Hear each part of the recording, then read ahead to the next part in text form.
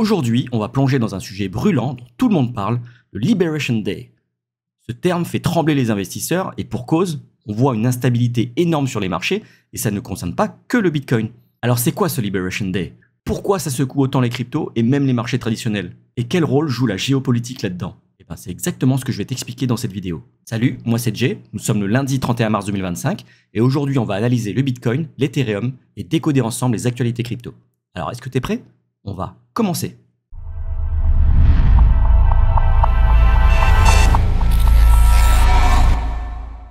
J'en profite pour te rappeler que si mes vidéos te sont utiles, dis-le moi en commentaire, lâche un like, abonne-toi et active la cloche pour ne rien rater des prochaines actualités crypto. Bon, pour pas changer, on a un beau lundi rouge. Depuis la séance de New York de vendredi, les prix ne font que chuter. Ce ne sont pas des petites baisses. Bitcoin a perdu 7,38%, Ethereum a perdu 12,36%. Je pensais même pas que c'était possible. À ce rythme-là, on va finir à zéro dans pas longtemps. Solana, idem, moins 12,37%. Bon, on va pas se mentir, ça pue. Ça ne donne clairement pas envie. Et je le vois d'ailleurs sur le désintérêt total de la crypto-monnaie ces temps-ci. Il y a de moins en moins de vues sur les vidéos. Et oui, c'est humain. Quand les marchés chutent, on évite de regarder pour ne pas se faire du mal. Je vous comprends. Et je remercie d'ailleurs les fidèles viewers qui, malgré la chute, continuent de suivre mon contenu. Merci les gars. Et les nanas. Alors quand on regarde l'indice de la peur et de la cupidité, on était tout doucement en train de remonter vers le neutre et puis finalement, en fait, retomber à 24, à la limite de l'extrême peur. Et ça se comprend, tous les marchés chutent. On va voir ça tout de suite. Alors commençons par le commencement. Le Liberation Day, c'est quoi? En gros, c'est un terme lancé par Donald Trump pour désigner le 2 avril, donc après-demain au moment où je vous parle. Trump a promis une vague de tarifs douaniers massifs sur des tas de produits importés aux États-Unis. On parle de 25% sur les voitures, peut-être des taxes sur les produits pharmaceutiques, et une sorte de tarif réciproque qui viserait des pays spécifiques. Il appelle ça une libération pour l'économie américaine, mais pour les marchés, ça ressemble plutôt à une bombe à retardement. J'ai même vu un article ce matin qui disait que sur les marchés asiatiques, c'était plutôt pas le Liberation Day, mais le Oppression Day. Alors pourquoi ça fait peur? Eh bien parce que personne ne sait encore exactement ce qui va être taxé, ni à quel point. Les annonces officielles arrivent dans les prochains jours, mais l'incertitude, c'est le pire ennemi des traders. Résultat, les marchés boursiers comme le Dow Jones, le SP500 ou le Nasdaq plongent, et les cryptos avec. Mais alors, quand les marchés traditionnels descendent par l'escalier, les cryptos, elles prennent l'ascenseur. Bitcoin par exemple, hier, il est passé sous les 81 500 $. Et le market cap global des cryptos a perdu 5% en un rien de temps. C'est énorme. Et donc, ce qui se passe, c'est que les marchés sont en train d'anticiper, de pricer à l'avance ce qui va se passer le jour de la libération. Alors, pourquoi cette anticipation du Liberation Day fait autant de dégâts? C'est simple, les marchés détestent l'inconnu. Depuis des semaines, les investisseurs se préparent à tous les scénarios. Si Trump adoucit sa position, on pourrait voir un rebond. Mais s'il va à fond avec ses tarifs agressifs, attendez-vous à une chute brutale. On l'a déjà vu en février avec les taxes sur le Canada, le Mexique et la Chine, où Bitcoin a perdu plus de 13 000 $ en une seule journée. Et là, on est dans une phase d'attente tendue, les futurs sur les actions US sont en baisse, l'or dépasse les 3 100 $, un record, parce que les gens se ruent sur les valeurs refuges. Pour les cryptos, c'est un peu le même délire, certains vendent pour limiter les pertes, d'autres accumulent en espérant un rebond post-annonce. Mais une chose est sûre, cette volatilité, elle est directement liée à l'incertitude autour du 2 avril. Et quand les marchés traditionnels toussent, les cryptos, elles chopent la tuberculose. Et alors ça s'explique très facilement. Ouais, je vous ai fait une belle infographie. Depuis hier, là, je suis chaud, là, je me suis mis à Canva. Je vous fais des petites infographies aux petits oignons. Et alors, qu'est-ce qu'on voit? On voit une balance avec d'un côté les risques off, de l'autre côté les risques on. Du côté des risques off, on a, par exemple, l'or, les bons du trésor, qu'on appelle également les obligations d'État, et les devises. Ce sont des actifs qui sont considérés comme moins risqués, puisque ce sont des actifs qui sont moins volatiles.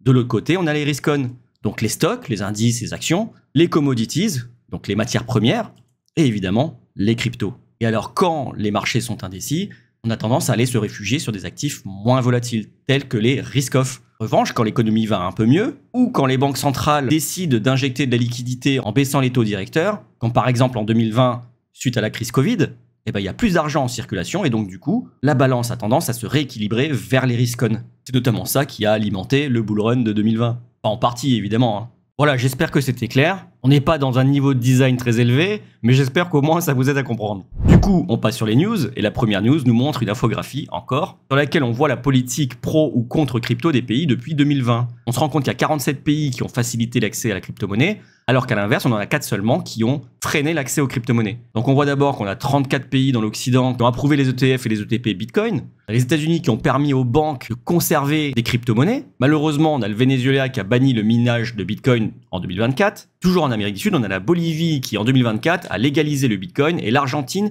qui a légalisé les paiements en Bitcoin en 2023. De l'autre côté de la planète, en Russie, on a légalisé le minage et l'utilisation du Bitcoin en tant que moyen de paiement international en 2024. La Chine, elle, en 2021, avait carrément banni le minage Bitcoin. C'était notamment un des catalyseurs, un déclencheur du bear market 2021. Bon, depuis, ils sont un petit peu revenus sur cette position, pas officiellement, mais ils sont un peu plus souples. Ensuite, on a Hong Kong qui a permis en 2023 les investissements en Bitcoin.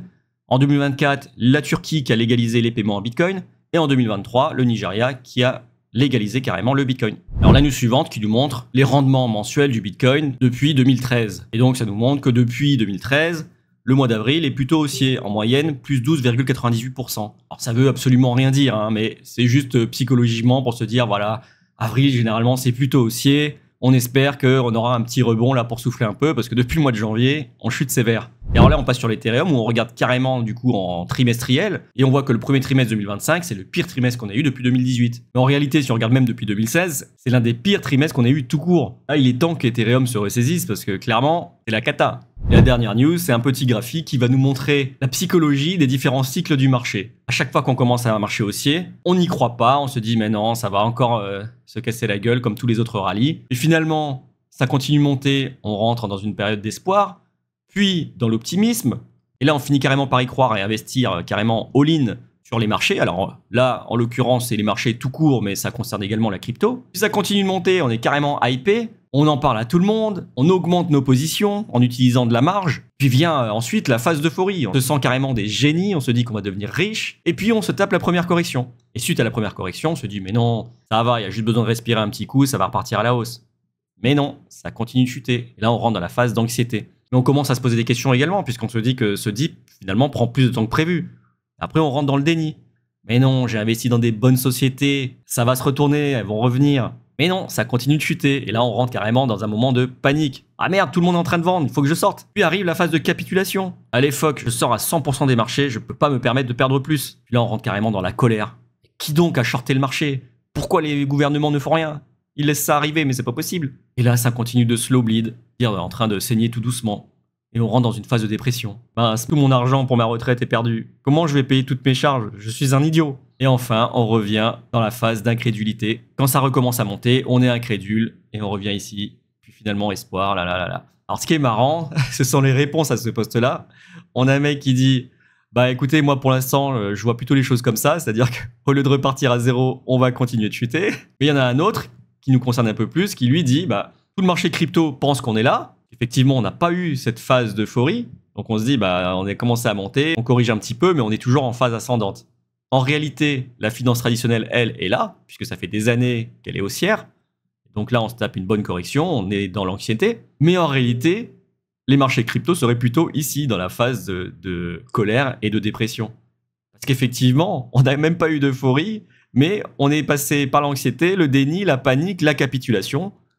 Avec toutes les mèches qu'on a eues là, ces derniers temps, effectivement, sur les altcoins, c'est un carnage. La plupart des gens ont capitulé. Mais ça se voit sur les vues YouTube. Depuis quelques jours, voire semaines, il y a un désintérêt total sur les cryptos. Les gens n'ont plus envie de regarder. Parce que ça leur fait mal. Ça leur rappelle à quel point ils ont perdu de l'argent. Et ça se comprend. Et c'était tout pour les news. On passe tout de suite au calendrier économique. Et donc rien à signaler pour aujourd'hui. En revanche, sur cette semaine, on a quelques chiffres. On a les PMI mardi, la création d'emplois mercredi. Jeudi, on a les inscriptions hebdomadaires au chômage, ainsi que les PMI. Attention, vendredi, on a le discours de Jérôme Powell, le président de la Fed. La Fed, je rappelle, c'est l'équivalent de la BCE en Europe. Et donc c'est lui et son équipe qui vont décider si on va baisser, augmenter ou maintenir les taux directeurs. Alors à son dernier discours, il n'avait pas été très optimiste, plutôt rationnel même. Il disait que tant qu'il y aurait cette guerre de tarifs, là, l'inflation n'allait pas baisser. Donc vu que Trump maintient sa politique agressive, pas de raison que la Fed soit optimiste. Donc pas de raison que la Fed baisse les taux, malheureusement. Alors concernant les inflows et les outflows sur les ETF Bitcoin et Ethereum, sur vendredi, on a 93,2 millions de dollars qui sont sortis des ETF Bitcoin et 4,7 millions de dollars qui sont rentrés sur les ETF Ethereum. Wouhou, champagne! Bon, vu la baisse qui s'est pris dans les dents depuis vendredi, c'est une maigre consolation, mais ça fait un petit peu de vert, alors que depuis quelques semaines, on se tape que du rouge. Malgré tout, ça fait un peu plaisir. Et alors justement, sur la semaine, Donc la semaine dernière, on a 196,9 millions de dollars qui sont rentrés sur les ETF Bitcoin et 4,5 millions de dollars qui sont sortis des ETF Ethereum. Et c'était tout pour les news, on passe tout de suite sur la liquidation heatmap.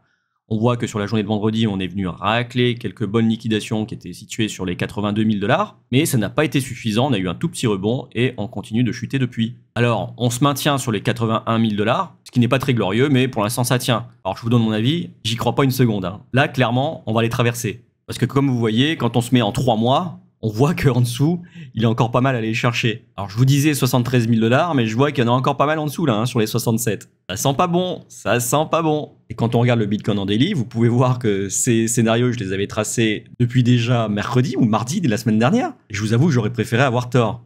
Ou j'aurais préféré qu'on prenne plutôt le scénario jaune. Malheureusement, on a traversé le gap CME et on se dirige plutôt vers le scénario orange. C'était évident, je vous avais dit, regardez-moi le canal baissier.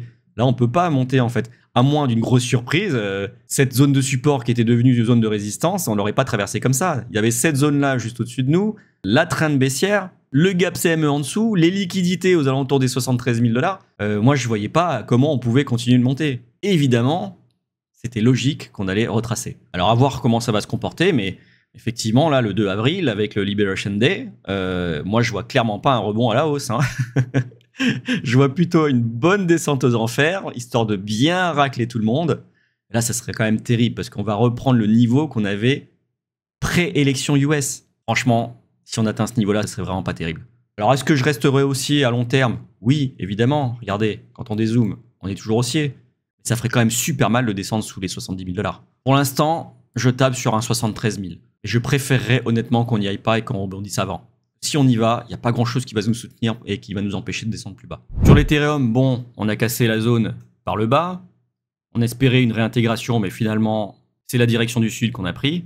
Pour l'instant, on n'est pas été prendre le plus bas d'il y a 3 semaines, mais j'ai bonne confiance qu'on va y aller.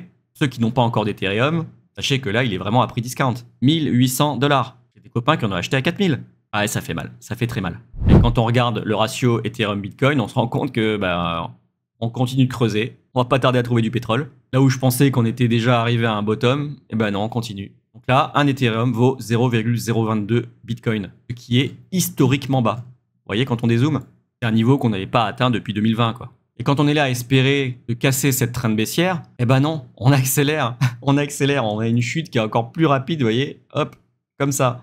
Là, clairement, je sais pas où on va, hein. Je sais pas où on se dirige. Tant que la mise à jour Pectra ne sera pas sortie et que le staking sur les ETF Ethereum ne sera pas également approuvé, je vois pas un bel avenir pour Ethereum. Et on termine par la Bitcoin dominance qui a fini par casser ce petit range à la hausse. Alors qu'est-ce que c'est que la Bitcoin dominance? La Bitcoin dominance, c'est la force du Bitcoin par rapport au reste du marché, donc notamment par rapport aux altcoins. Plus la dominance monte, plus le Bitcoin est fort vis-à-vis des altcoins. À l'inverse, plus elle baisse, plus les altcoins prennent de la force vis-à-vis du Bitcoin. Donc quand elle monte, ça ne veut pas forcément dire que le Bitcoin est en train de monter. Ça peut aussi vouloir dire qu'il est en train de chuter, mais qu'il chute moins vite que les altcoins. C'est ce qui s'est passé sur la mèche qui est là. Et à l'inverse, quand ça chute, ça ne veut pas dire que le Bitcoin chute. Ça peut aussi vouloir dire qu'il est en train de monter, mais qu'il monte moins vite que les altcoins. Et c'est ce qui s'est passé notamment post-élection au mois de novembre. Le Bitcoin, lui, était en train de prendre gentiment 30%, alors que les altcoins, elles, prenaient 300, 400, 500% pour certaines. Et c'était tout pour aujourd'hui. Si cette vidéo t'a plu, dis-le moi en commentaire, lâche un like, abonne-toi et active la cloche pour ne rien rater des prochaines actualités crypto. Allez, cheers!